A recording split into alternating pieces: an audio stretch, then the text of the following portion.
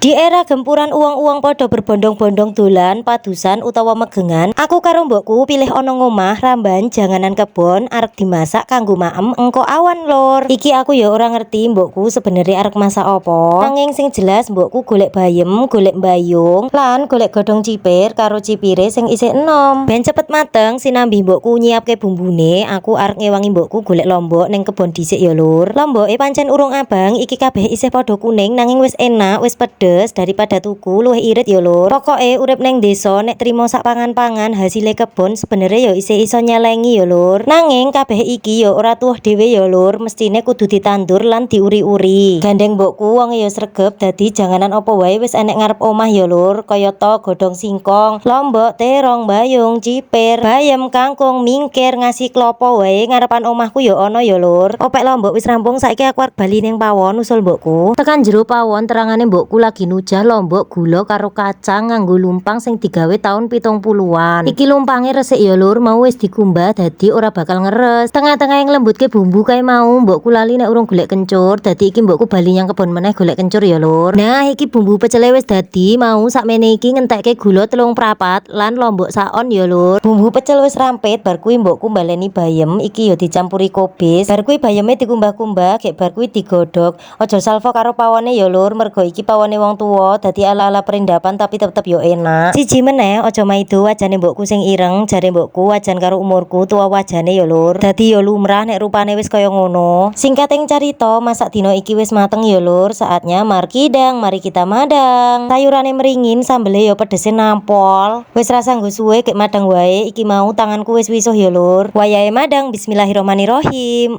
Mantep banget lur, sing urung rolasan gek rolasan lur. Matur nuwun.